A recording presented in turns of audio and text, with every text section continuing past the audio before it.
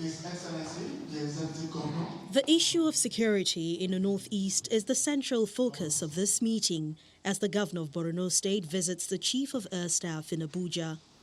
His Excellency. After being received by his host, the Governor makes a case for the military takeover of the shores of Lake Chad, in addition to an appeal for the federal government to address the root cause of insurgency. Our main request is for the Nigerian military to take over the shores of the Lake Chad. We have identified some key areas in the shores of the Lake Chad. Areas in Marche local government, in Kukawa local government, in Guzamala local government, in Abadama local government, Bama local government, and to some certain extent, the Sambisa region, Tikwa, Mafa, among others. The Governor of Gombe State, in an earlier visit to the Air Force Chief, offers to partner with the Nigerian Air Force in a bid to fast-track the total decimation of insurgents. The very day the request got to us, we allocated 230 hectares of land, which you may rarely find in some other states. But at least for us, even today, we are ready to receive you, to give you a place to start work, and we shall be cooperating with you over time so that you will attain this very good and noble objective in order to secure our people. Without mincing words, the Chief of Air Staff assures both governors of the Air Force's preparedness to collaborate with other security agencies in ending the menace of insurgency. I want to also assure you, and by extension assure the people of the Northeast, that the Nigerian Air Force, working with other security agencies, will continue to do everything humanly possible to ensure that the Northeast is secured, not only the Northeast, but indeed the entire country. As the nation awaits the arrival of the 14 fighter jets next year, the news of the deployment of 10 out of the 14 jets to the Northeast will be a cherry one for the governors of the region.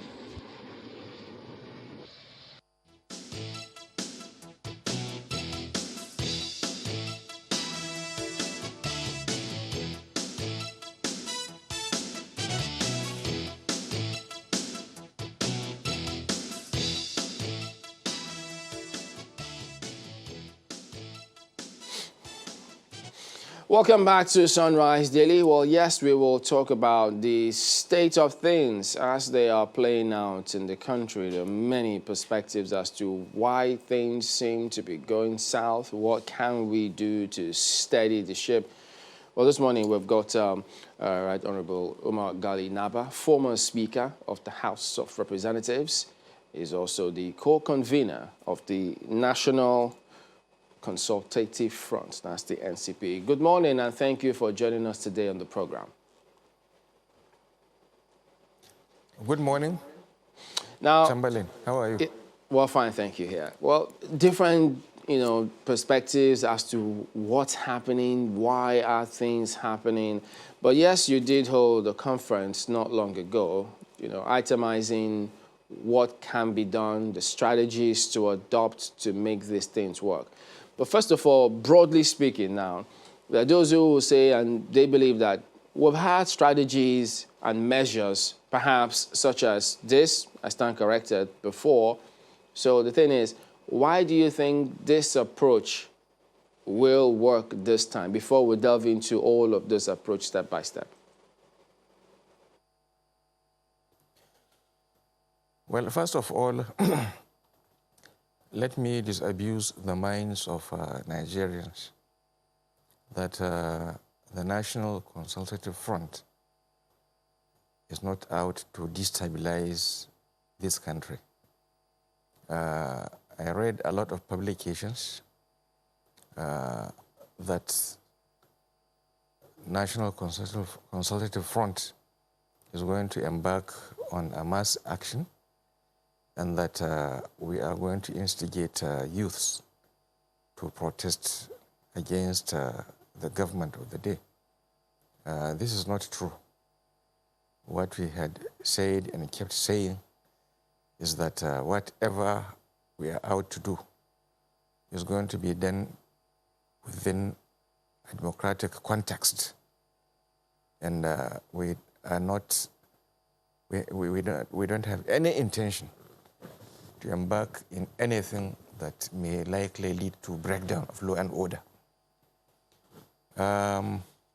Going back to your question, it is true that a lot of effort has been put by various groups, associations, etc., towards solving the questions bedeviling our country, but with no tangible result.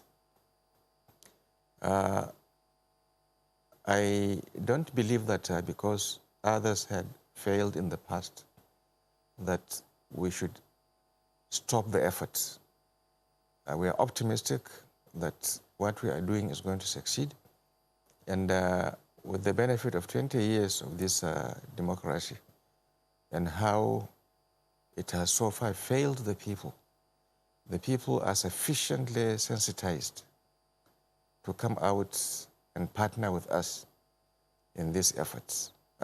All we are saying is that Nigerians have not benefited from this democracy, and that we know the reasons, and we are ready to apply any leadership current in order for us to be able to bail our country out of this situation. It is unacceptable that 20 years of democracy will only leave us with violence. Every day you wake up, what you read and what you listen to is that hundreds of people are being massacred. Some are being kidnapped. Those who are not facing these two calamities sleep with one eye open. And the whole intention about democratizing is for us to be able to live in peace, in security, and to live happily. And there is virtually no Nigerian who is sleeping happily. And there is so much poverty and hunger. All of these adjectives I have enumerated are things that democracy was and is supposed to arrest, and it has not arrested them. Therefore, if in 20 years nobody can claim that his life is better off than it was in 1999, then something is wrong. And we know what is wrong, and we believe we can help ameliorate the problems with what we had enumerated in our strategy. Earlier, when you started talking, you mentioned that, of course, you're not out to destabilize the nation with mass action and all of that, but do clear the air then on what you refer to in your address when you talk about mass mobilization, when you talk about mobilization and consultations, across the nation, across all divides, I would guess. Well, consultation is consultation. You consult with people and intimate them with your intentions, what you want to do. And mobilization is nothing more than carrying the people along. You mobilize people by intimating them with your intentions and selling the message to them in order for them to be able to accept you and your message so that you go together with the people. So that is not mass action. Mass action, when you say mass action, the popular view is that some form of violence is intended, and it's not our intention to engage in violence. You also said, just in your first speech, you said that you are looking at solving the problems, and you said, and I quote, "We know what is wrong." So then please do tell us what is wrong. Well, the fact of the matter is that successive political leaders from 1999, especially at the executive level, have been running around democracy. They are not practicing democracy.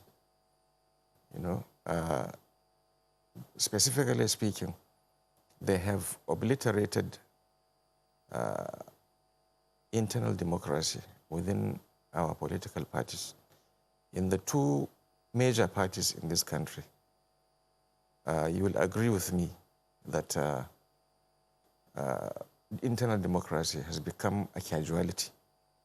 And that is very dangerous because it is in the free competition for power that any country gets its best. So if political leaders at the executive level will hijack political parties and take away politics from the people, which is what they have done. Because a lot of times you'll see that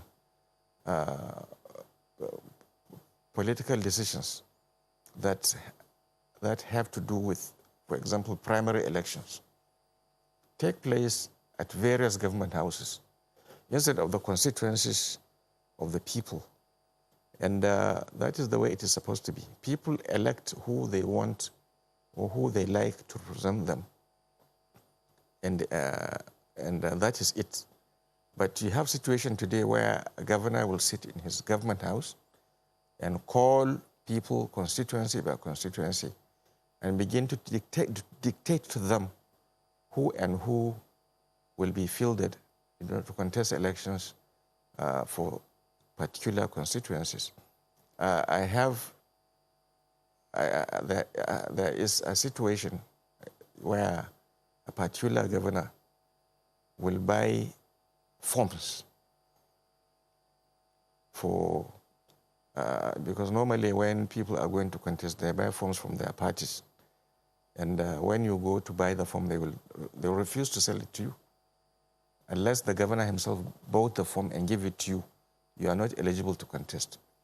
So I see no way of promoting our best people. I see no way in recruiting our best people into political offices. So people must be allowed to freely contest. That was what obtained even in 1979 to 83. And it is sad, it is a sad commentary on our polity that what was done 40 years ago is much, much better than what obtains today.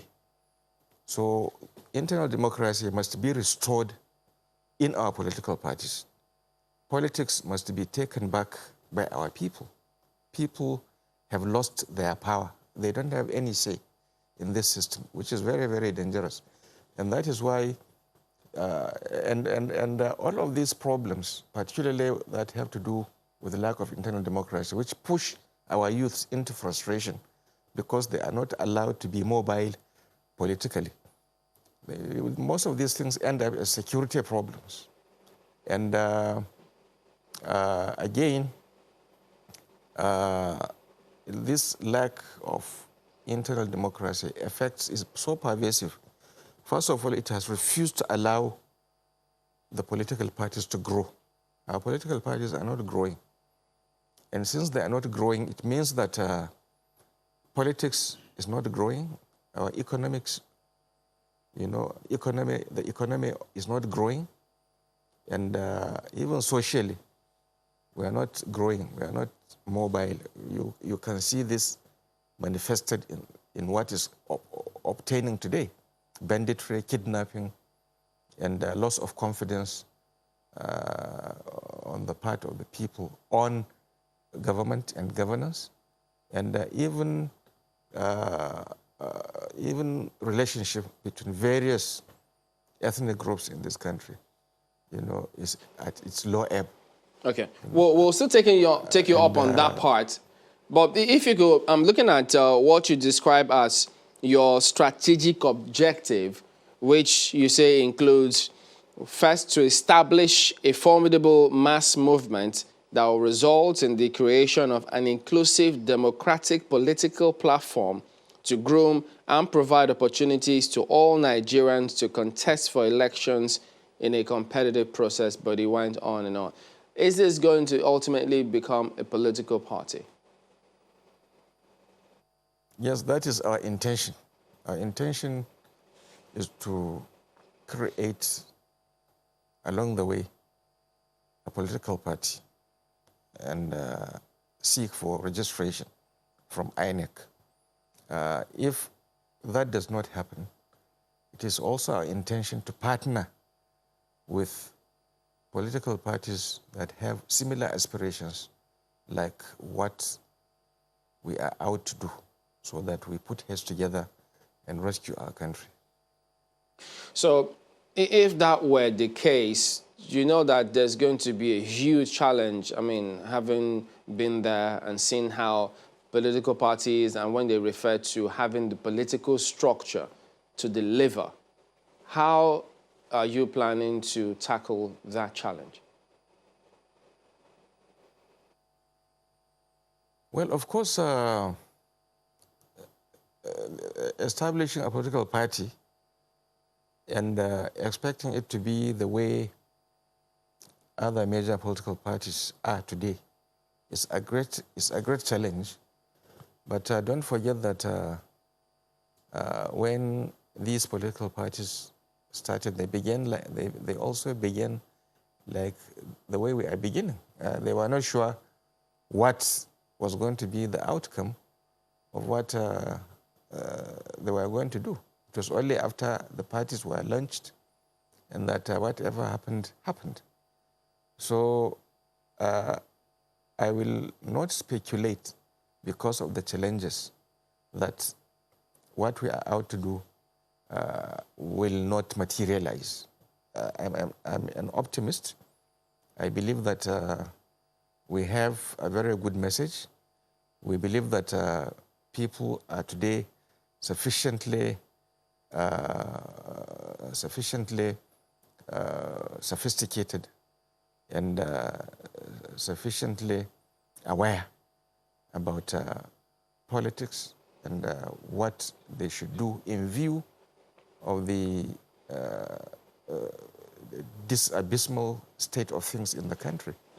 So it's not going to be difficult, I believe, because what we are saying is that we have a message, and we believe that that message will resonate with the people, and we believe that people will come and partner with us. They have been calling us since before we launched this group, and after the launch, people have shown so much interest. We believe that things will work out. We are optimistic. If I follow up on that, the people aspect, because, I mean, we've had several politicians who have held the opinion, some of them still do, that when you get to the field, it's a different ballgame entirely, because they say, given the way the economy is and the way politics has been over time, when those politicians approach them for campaign, they just, for some reason, ask them to either part with something now because they don't know if they'll see them 4 years on or after 4 years. How much of a challenge do you think that is? And if you're planning to change the mindset and ideology of the landscape and people, how do you intend to address that? Well, we have a program of political education. Of course, what we mentioned is a great challenge in politics. People are given money for the purpose of making them to deviate from what they are supposed to be doing, and it's a great challenge. But don't forget that this is a country of almost 200 million people. Altogether, people that are involved with the political process are not up to 20 million. And we have in our hand the means. with which to recruit newer people into politics, because one of the most effective ways of changing a system is by recruitment.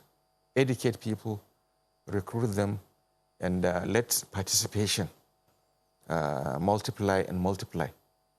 That way, newer ideas will begin to flourish among newer people.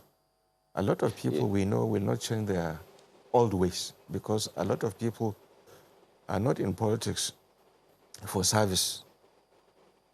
They are not in politics for altruistic reasons. And that will continue to be. But that doesn't mean that those of us who consider politics to be service will just fold our arms and watch this state of affairs continue. We will not do that. But why is this about getting this political platform?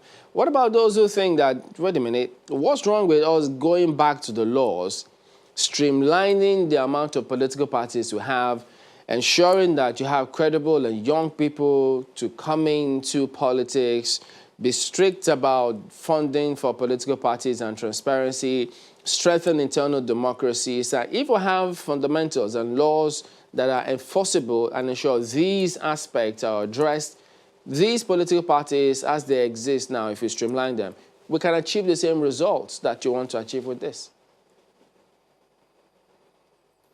That would have been our preference.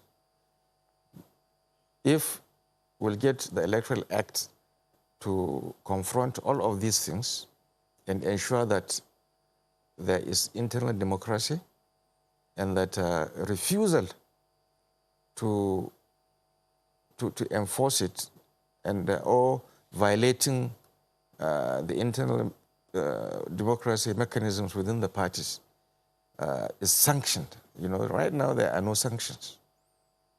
And sanctions must be put in place so that people maintain this internal democracy. Because like I said earlier, the internal democracy is very pervasive. When you don't have it, it affects all sectors of society. Even though a lot of people don't know this, but it is true. If you don't have internal democracy, it affects everything. If you look at, for example, even our legislative houses today, and you see the attendance, very, very poor attendance. When you watch the network news and the House of Representatives or the Senate, is televised, you see the attendance. It's very awful because a lot of people that are there are not there because they want to be there. They are just fielded by their governors, for the governors' own political benefit and calculations. Was it different when you were Speaker? A lot of them don't attend. What was the difference when you were Speaker? It was much, much different. The difference is that when I was Speaker, you'll see that the House is always almost filled to capacity. At least we always have quorum. We always have over almost 200 people, 200 members attending the House and over, and nothing less than that. But today it's different. Does that speak in any way to, Honorable, does that speak in any way to apathy, even in government? Because, of course, you know already that there is apathy among the voters. Does that also mean that there is apathy among the politicians who are in government? Well, it is not apathy as such. It is rather for lack of interest. When you send people to a place they're not interested in, and they don't even know how it works, they don't even know why it exists, then you have these problems. Some people see such positions as opportunities for them to become wealthy. That is all. They don't contribute anything. They don't debate anything. And a lot of times you'll see that there is no virtually, debate in the legislature today is no longer vibrant. People don't contribute. And the state, even the state of the legislature is so abysmal. It's like they don't even check the executive properly. And particularly at the state level, there are state legislatures that don't even hold public hearings. And the people also don't challenge them because people don't even know how to challenge the legislature. They don't know how it even works. They don't know what it is there to do, apart from the fact that they pass laws. But, this passing of laws is a process. And people must know when these laws are being passed. Okay, but, the legislators don't. All right, we'll come back to this in just a moment. We'll look at some more of your strategies and how they apply in our present reality. Please join us again.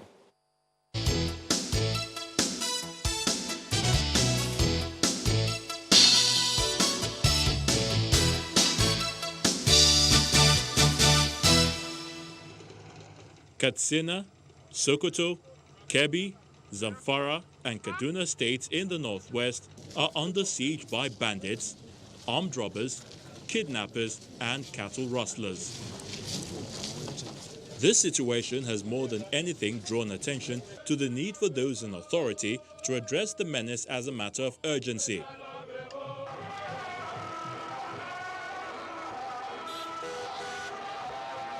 This perhaps accounts for why the governor of Zamfara State, Bello Matawalle, chooses the occasion of the visit of the Emir of Kano, Aminu Ado Bayero, to the government house in Guzo to enlist the support of traditional rulers in the fight against banditry and other sundry crimes.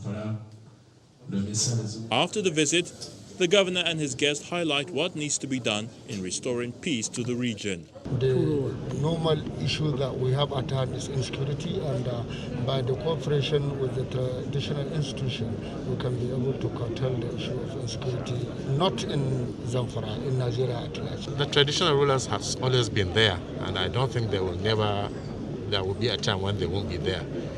They always assist in their own directives, right from the ward heads to the village heads and to the district heads to the emirs.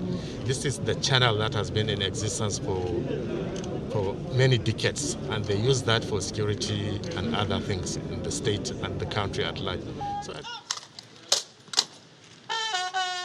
In neighboring Katsina State, Governor Aminu Masari is also worried not just about banditry, but the general issue of insecurity. His recipe for ending the scourge, which he preferred during his assessment visit to the newly established Special Army Super Camp 4 at Faskari, is for the Nigerian Army to up the ante in the ongoing fight against crime. We know the fight against bandits and banditry is not yet over.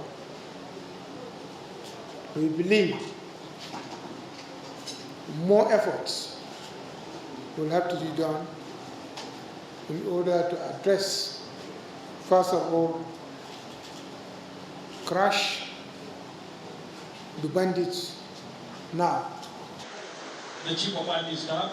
These calls from the Northwest are indeed not misplaced, and the belief is that if this challenge is effectively tackled, the region and other parts of the country will begin to focus more on development.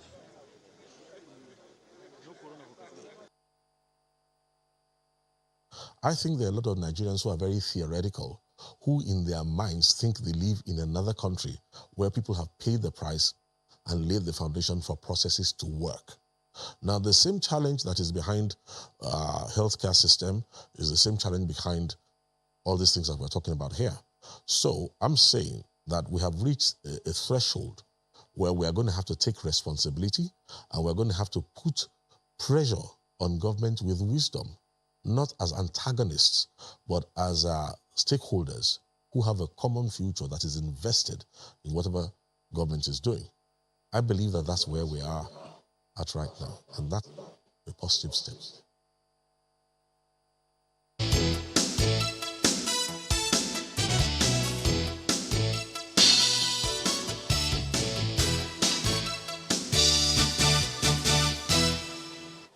Welcome back. Now, as lofty as some of these objectives may sound, but there's something that is of huge concern. Now, it's the fault lines that politicians take advantage of in this country. They pitch one area, one tribe, one group, one religion against the other, or something that is equally of something that needs to be addressed.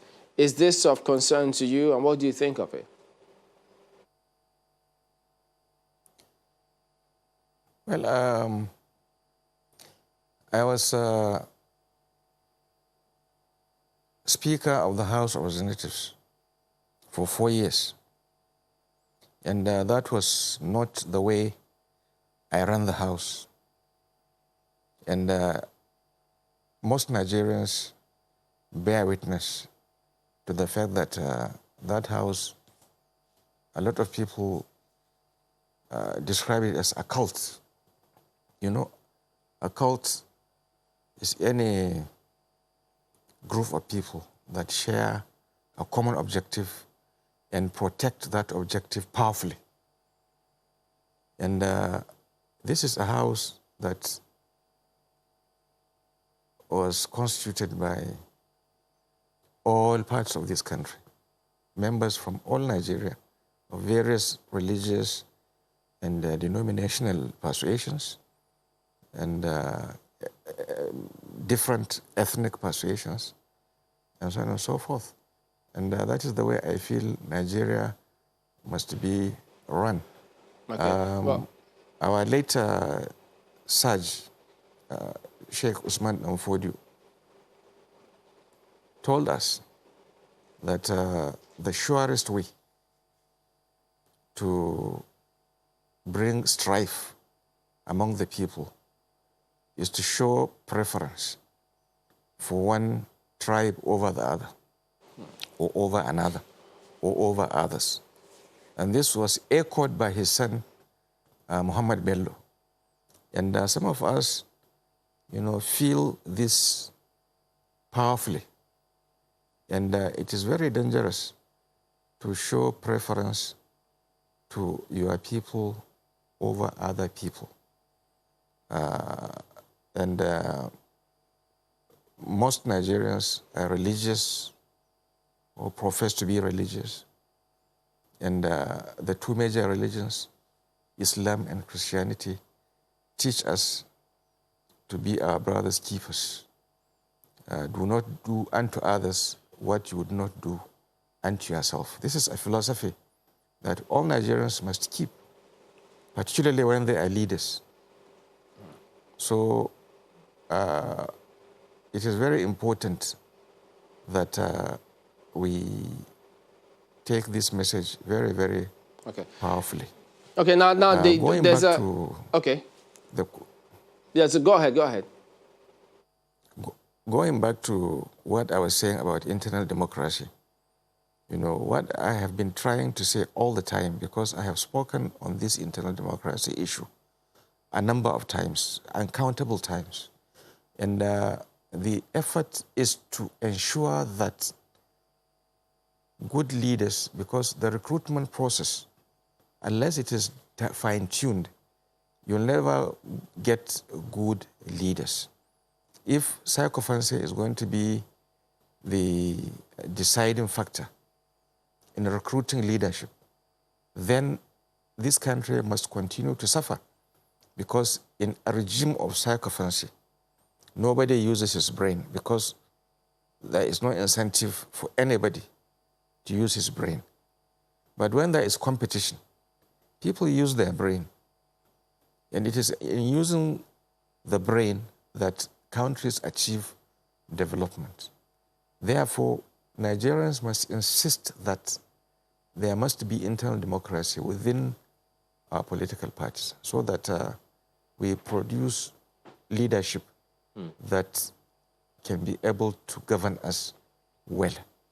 Right now, there is almost no governance in this country. when you look at the size of the country, the size of our population, and the problems confronting us, a lot of these problems occur because there is almost no governance in the country. Just a quick one on this internal democracy that you just mentioned now. I remember, and I'm sure you would as well, that prior to the 2019 elections, there was that push for a third force, which came on. And then there was also the signing of the Not Too Young to Run law, which saw so many people come into the political space, and especially so many youths. The challenge at that point was internal democracy. It would seem like they all just couldn't agree on choosing one person. And of course, the third force, many people still know what happened, with that one. Talking about internal democracy now, this idea of yours, how is it going to be different if, everyone is coming from all walks of life, all walks of political interests? What's going to be the difference?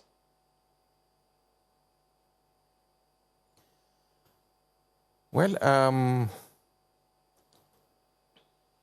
maybe that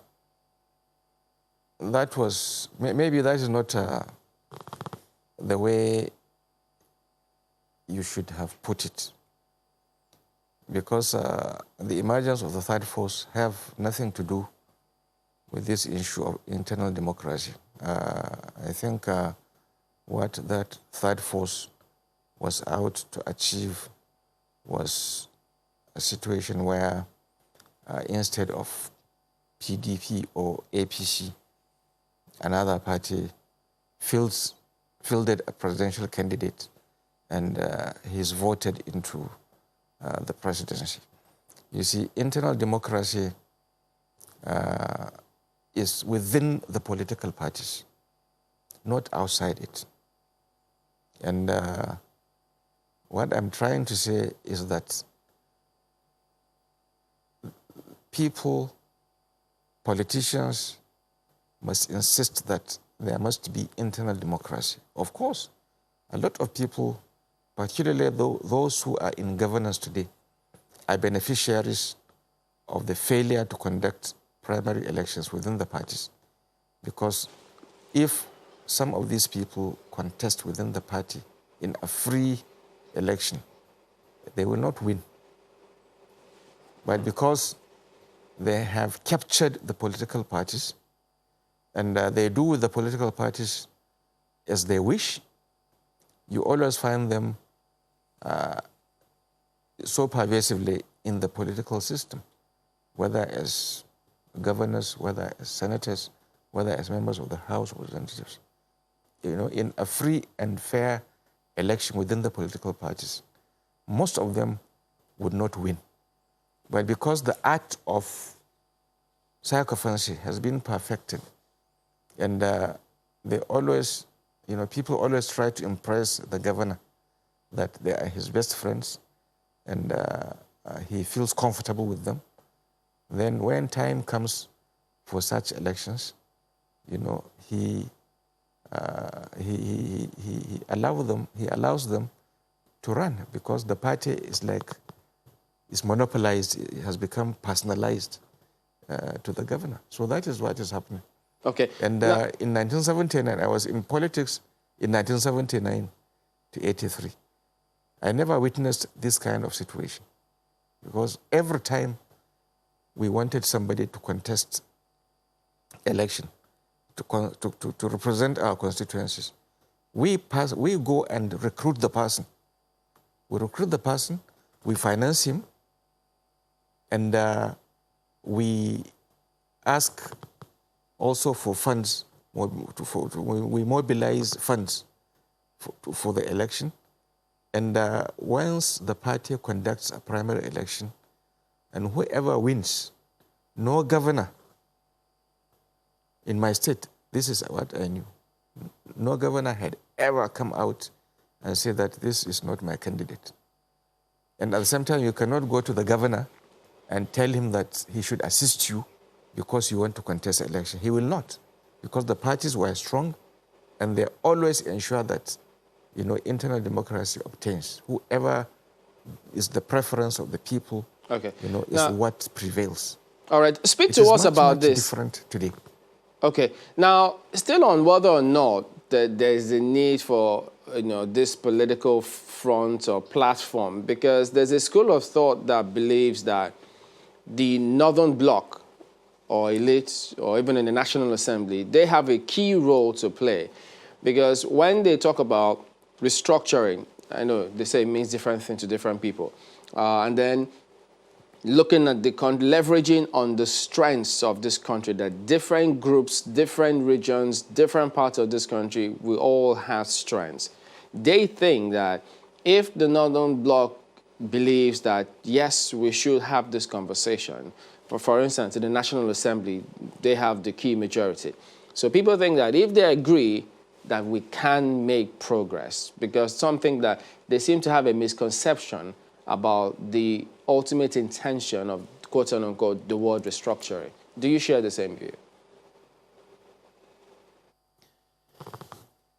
Well, I think it is presumptuous to accept that the Northern Bloc in the National Assembly is opposed to restructuring. You see, I believe that what is important in every polity and in every social organization is that whatever your preference is, carry people along. If you have a particular preference and it is not going to obtain unless other people are involved, I think what one must do is to go and meet those people and say to them, look, please, I want you to consider this. I want this and that, because I'm suffering from this and that. And I also see that you too are suffering from this and that and this. And it will not be out of place for me to assist you to get this and that so that you get out of that problem. Why don't you come together and do something about it? And I believe that if it is approached this way, because what we did with the issue of the NDDC bill in 2000, it was an executive bill. And when it came, we sent our committees on petroleum and environment to the oil-producing areas.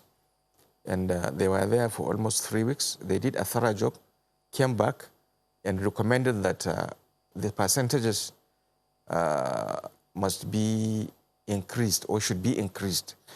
That is the contribution of the federal government and the contribution of the oil companies by 2% and 3% respectively. And the House of Representatives acted according to the recommendation of the committees under my leadership. And the Senate also did the same. And the bill was presented to the President, who refused to assent to it. And when he refused to assent to it, after the constitutionally stipulated number of days that it should be regarded as a veto, I mobilized members of the House of Representatives from the north, from everywhere, and what we did was to trade. The Northern Caucus wanted, or rather the Northwest Caucus wanted a commission called the Arid Zones Development Commission. And the North Central Zone wanted what is referred to as HYPADEC,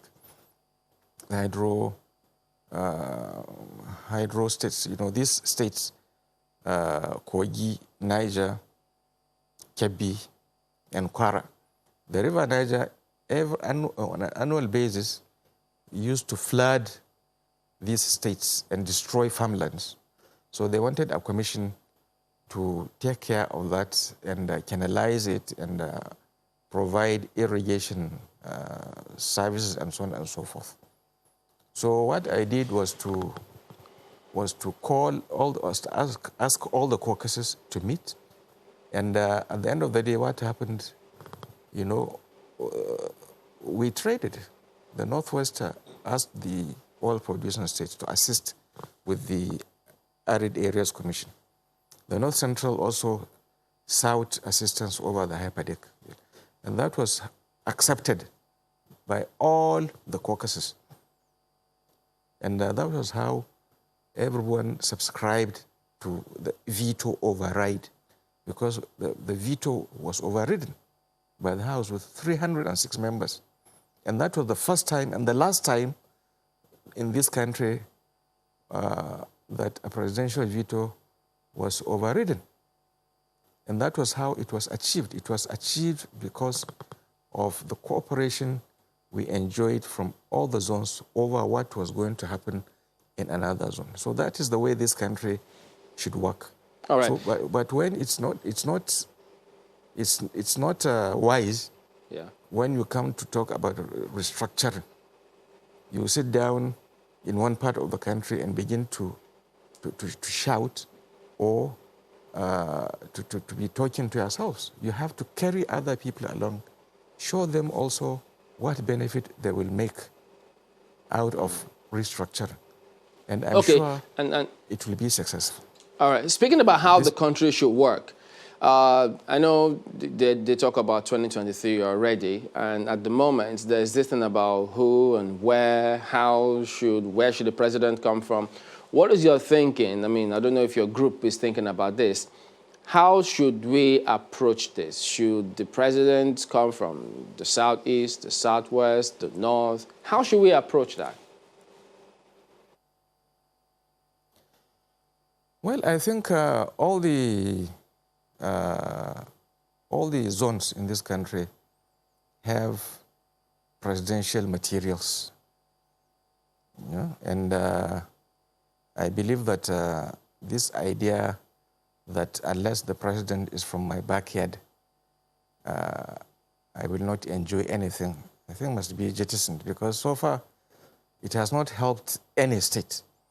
Today, Katsina State is one of the epicenters of banditry, in spite of the president coming from there.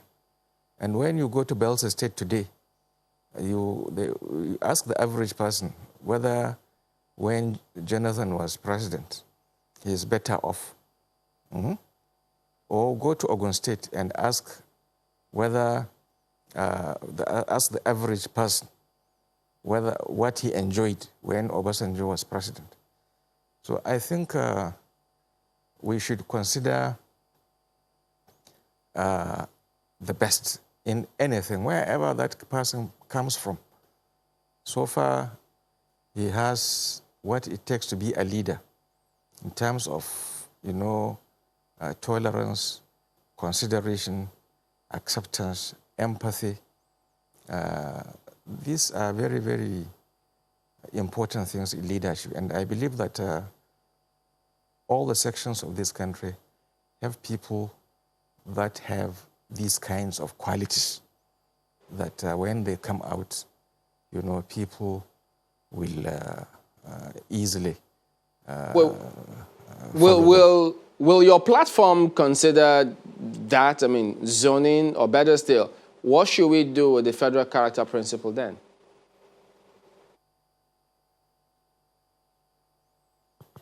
Well, you see, federal character, I think, got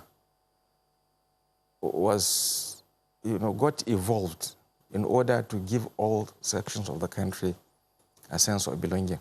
But I don't think it is right to compare federal character with whoever becomes president in this country.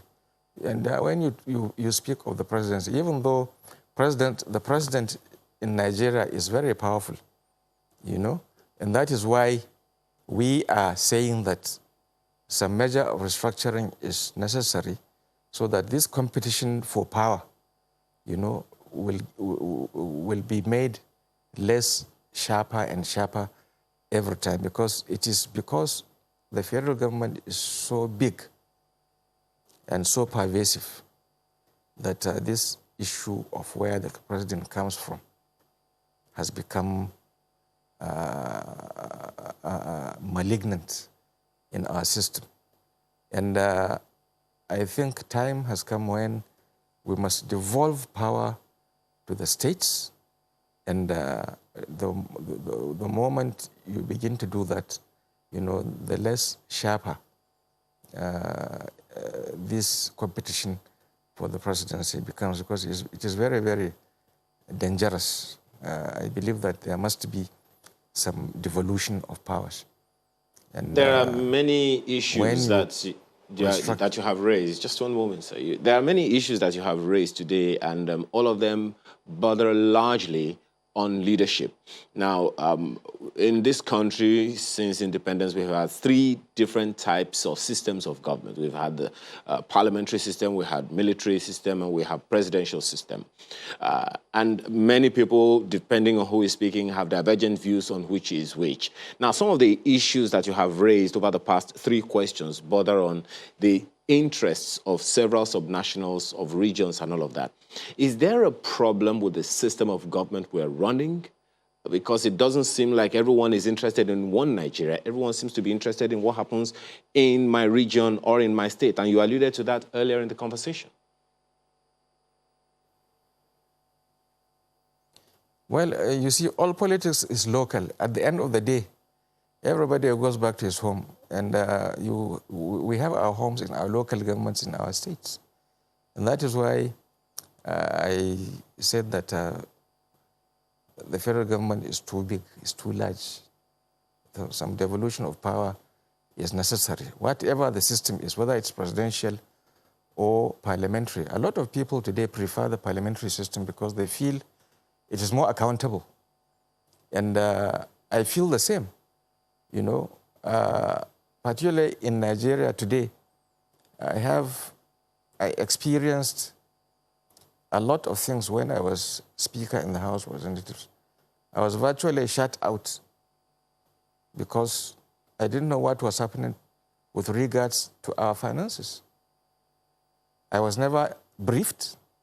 The Senate President was never briefed. And so a lot of things we have to follow. We have to devise creative means of getting information about our finances. And if it were a situation where the head of government is in the legislature, it would have been a different ball game. The presidential system is so sophisticated.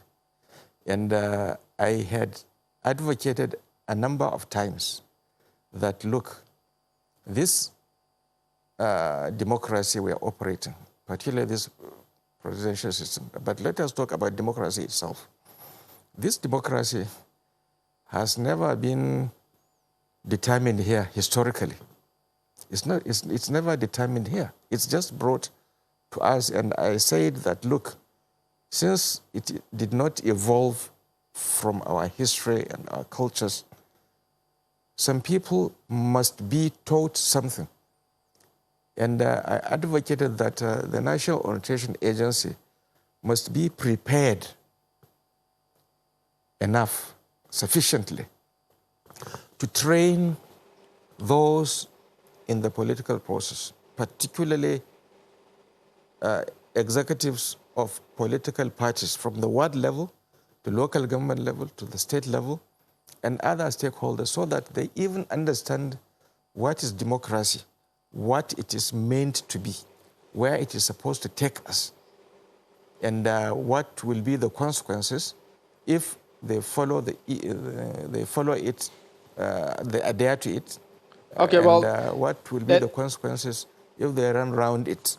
Let me bring in this, because we've just got about 60 seconds to wind down this one now. Could you tell us, many wonder, so are you, now that you're coming up with this platform alongside the co-convener, are you both still members of the APC, and they wonder that if you were neck deep in the activities of the party, would you still have found time to come up with this NC, the front?